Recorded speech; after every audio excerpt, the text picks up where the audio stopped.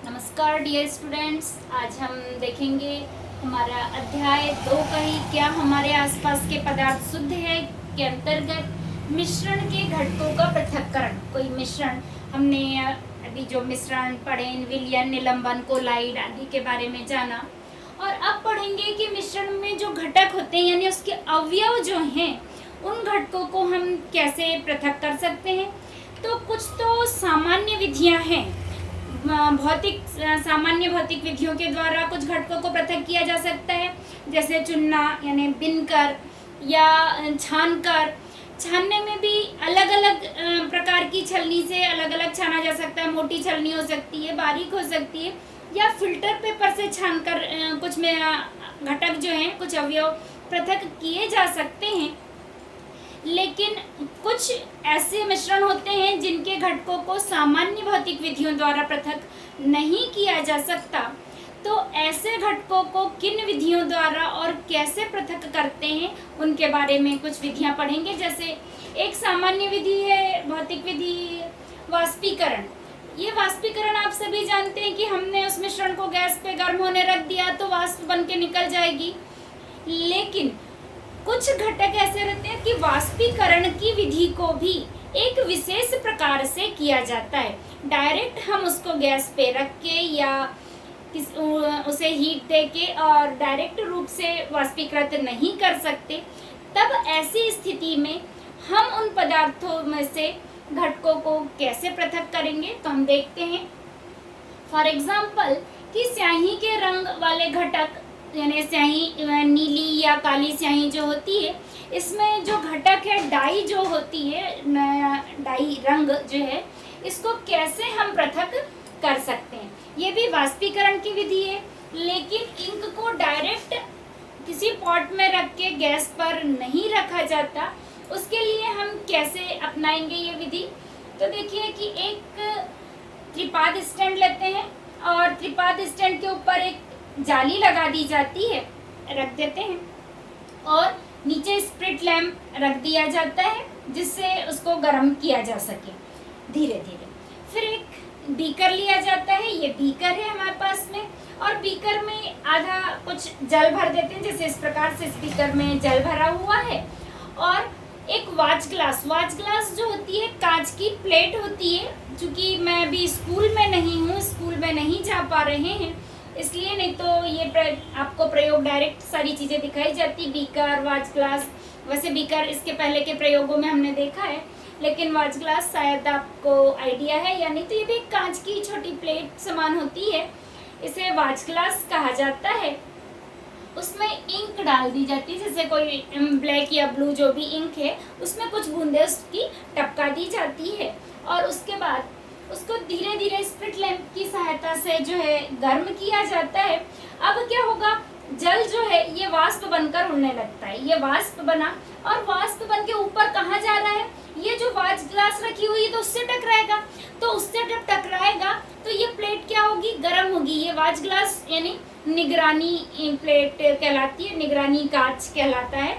तो ये जो है ये गर्म होना प्रारंभ होती है। इसके गर्म होने से इस पर जो इंक डली हुई है, ये जो स्याही डली हुई है, स्याही यानी इंक, किसी समय में पहले इंक वाले पेन भी आया करते थे, आजकल तो रिफिल वाले पेन चलते हैं, पर इंक वाले जो पेन चलते थे तो उसमें जो स्याही डलती, ये स्याही जो है ये इंक जब धीरे धीरे ये गर्म होती है और उसमें से धीरे धीरे करके उसमें जो जल की मात्रा व्याप्त है वो उसका वाष्पीकरण होने लगता है। ये स्याही का वाष्पीकरण हो रहा है और जल जो है जल वाष्प बन के उड़ जाता है। और उसके अंदर जो घटक जो हमने कहा डाई, जो रंग यूज किया है नीला या काला, ब्लू और ब्लैक, जो भी उसमें डाई है वो जो है बूंद के रूप में वहां पर शेष बच जाता है।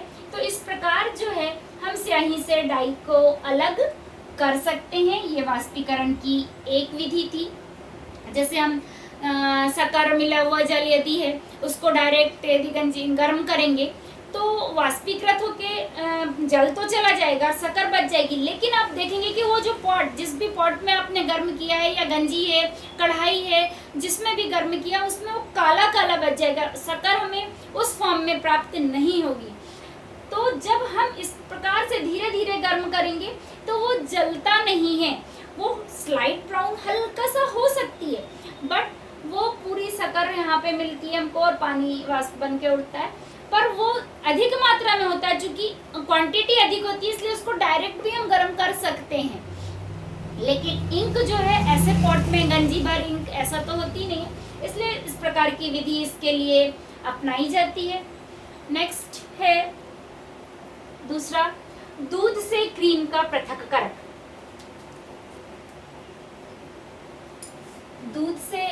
दूध जो है, दूध में हमने कहा था कि दूध जो है ये भी कोलाइड है, कोलाइड विलयन है। ये उसको हम शुद्ध नहीं बोले विज्ञान की भाषा में, क्योंकि मिलावट भले ही नहीं है, लेकिन जो है इसमें क्या है, मक्खन घी वसा भी इनके कण हैं।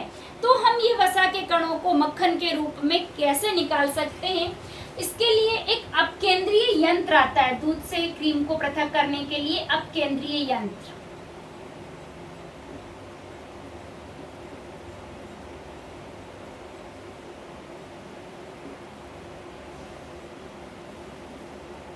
ये अपकेंद्रीय यंत्र जो दूध डेयरी आदि होती है वहाँ पर यूज किया जाता है, या कुछ जिनके पास जो लोग गाय पालते हैं अधिक उस पे बड़े पैमाने पे, तो वो लोग भी इसको रखते हैं। और उसके लिए हमें मलाई निकाल के जमाना अलग से जरूरी नहीं होता, डायरेक्ट दूध जो है, दूध में ही उस अपकेंद्रीय यंत्र को चला दिया जाता है, तो मक्खन जो है, क्रीम जो है, ये ऊपर निकल के आ जाती है। जैसे आप देखते हैं कि मार्केट में सांची का, अमूल का या दूसरा अन्य कई कंपनियों के जो दूध के पैकेट्स आते हैं, ये पैकेट में अलग अलग रहता है, अलग अलग रेट के पैकेट होते हैं, और आपसे पूछा जाता है किस रेट वाला आपको पैकेट दिया जाए।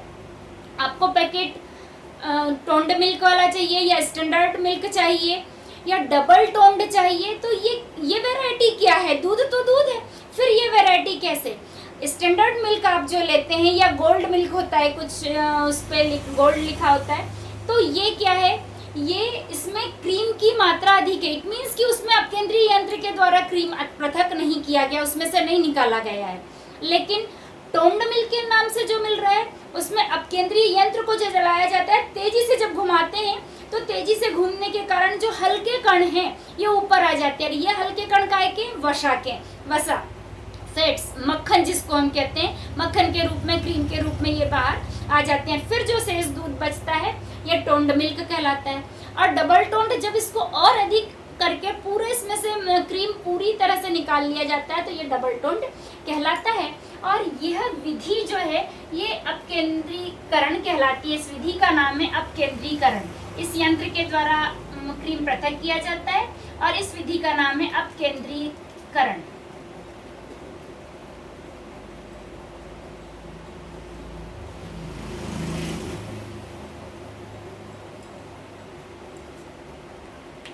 अपकेंद्रीय यंत्र के अतिरिक्त यही कार्य दूध से क्रीम को निकालने का मिक्सी में भी हो जाता है। मिक्सी के पॉट में जो है उसमें डाल के जब हम घुमाते हैं तो क्रीम ऊपर आ जाती है। घरों में भी जो मक्खन निकालने का कार्य किया जाता है वो इसी प्रकार से करते हैं। या मथनी जो कहलाती है, जिसके दाल वगैरह भी करते हैं, तो उसको ऐसा चलाया जाता है। जब दूध में यहाँ पे पॉट रख लिया जाता है दूध का, उसके बाद उसको इस प्रकार से चलाते हैं, तो लगातार चलाने से वो कण जो है ऊपर आ जाते हैं। इस प्रकार दूध से क्रीम का पृथक्करण किया जाता है। नेक्स्ट है नंबर 3, दो अघुलनशील द्रवों के मिश्रण का पृथक्करण। ये किस प्रकार किया जाता है? यहाँ पर ध्यान दीजिए, क्या शब्द है?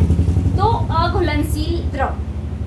अघुलनशील यानी जो आपस में एक दूसरे में नहीं मिलते, ऐसे द्रवों को हम कैसे पृथक करते हैं? क्योंकि कुछ द्रव तो जो आपस में मिल जाएंगे तो घुलनशील द्रव हो गए।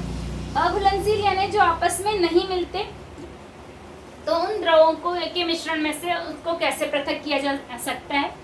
जैसे जल और मट्टी तेल का यहाँ पर एग्जाम्पल दिया हुआ है। या पानी में सरसों का तेल गिर गया, बॉटल, मान लीजिए छोटा बच्चा था, वहाँ पानी का एक गंजी में पानी रखा हुआ था मान लीजिए, और बॉटल लाया तेल की और ढक्कन खोल के खेल खेल में उसमें डाल दिया। अब क्या होगा? हम इस तेल को, सरसों का तेल हो, कोई सा भी तेल हो, क्योंकि तेल जो होते हैं कोई भी ये द्रव में मिश्रित नहीं होते और हल्के होने के कारण ये द्रव से ऊपर आ जाते हैं। तो इसी प्रकार कोई भी दो अघुलनशील द्रव एक द्रव उनमें से जो भारी होगा, जो अघुलनशील होते हैं उनमें से, तो भारी द्रव नीचे बैठ जाता है, जो उसकी तुलना में हल्का होगा वो ऊपर आ जाता है। मान लीजिए अभी पानी और तेल जो है मिक्स भी कर दिया, चम्मच भी चला दिया, तो चम्मच चला दिया कोई बात नहीं है, उसके बाद में उसको थोड़ी देर के लिए आप शांत छोड़ दीजिए। आप जब थोड़ी देर के लिए शांत छोड़ देंगे तो आप पाएंगे कि भारी द्रव जो है वो नीचे बैठ जाता है, हल्का द्रव ऊपर आ जाता है। जैसे पानी और तेल यदि हमने मिलाया है तो पानी नीचे बैठ जाता है और तेल ऊपर आ जाता है। तो इस प्रकार के द्रवों को एक होता है पृथक्कारी कीट होती है, पृथक्कारी कीट या पृथक्करण कीट कहते हैं इसको, और उसके अंदर इस अघुलनशील द्रव को डाल दिया जाता है। थोड़ी देर के लिए इसको शांत छोड़ देते हैं तो ये भारी द्रव इस प्रकार से जल नीचे आ गया। मट्टी का तेल इसमें मिलाया था मान लीजिए, तो तेल जो है ऊपर इसकी परत बन जाती है। अब यहाँ उसमें एक स्टॉप कार्क लगी हुई होती है, धीरे धीरे करके हम उसको खोलते हैं तो हम देखेंगे कि पहले ये भारी द्रव आना चालू हो जाता है बूंद बूंद करके इस प्रकार से, और इसको हम